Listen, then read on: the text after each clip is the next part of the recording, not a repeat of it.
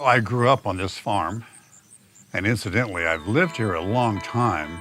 Right behind us, outside this window, I started working 75 years ago.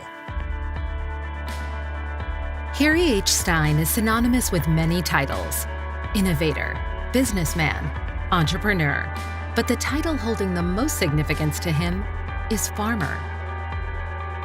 When my father moved here in 1934, we lived on a 200-acre rented farm. So that was the total extent of our agriculture, and was typical at that time. We had a few pigs, a few cows, a few dairy cows, a few chickens. That was kind of the typical standard small Midwestern farm in the 30s and 40s. Raised on the family farm in Dallas County, Iowa, Harry graduated from Central Dallas High School and then McPherson College in Kansas. In 1964, he joined his father's soybean cleaning business in Adel, Iowa. Harry's interest in research and seed breeding started when he found some unusual soybean plants in one of their fields. He foresaw the value and profit opportunities that breeding, developing, and growing newer, higher-yielding soybean varieties would have for his company and for farmers. And then it actually wasn't until the 60s that we started plant breeding.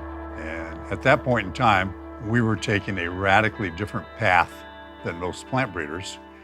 And we worried that maybe we're going down the wrong path. But today, 50-some years later, with our dominance in the soybean area in particular, we're pretty well convinced that we were going down the right path. Harry began a soybean breeding program with 4 other seedsmen. Named Improved Variety Research, or IVR, the company was the first private soybean research and development company in the United States. IVR dissolved in 1973, and together, Harry and head plant breeder Bill Eby went on to form a new soybean breeding entity called Midwest Oilseeds.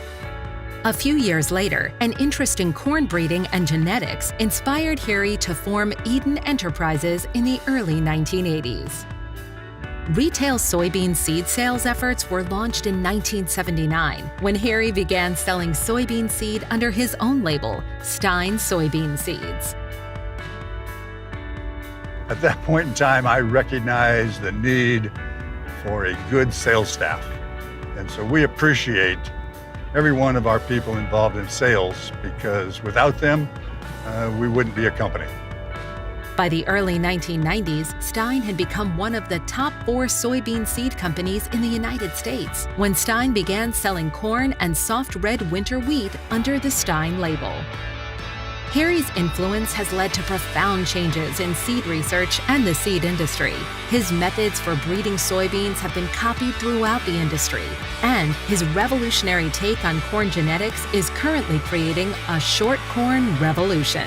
Today, Stine Seed Company is the 4th largest soybean brand in the United States and is one of the largest privately held corn and soybean companies in America. In addition, Stine has become a global brand with a presence in more than a dozen countries around the world, a testament to the success that Harry has built. And he remains focused on delivering solutions that are yield-focused and farmer-first. I'm a farmer, and our responsibility is to provide the best genetics we can for our fellow farmers. We're working to make sure the genetics that we can provide are the most cost-effective and best thing they can. We don't have to answer to a board of directors or shareholders. We simply need to produce the best crop it can for our fellow farmers. So that's why we would choose to use our genetics.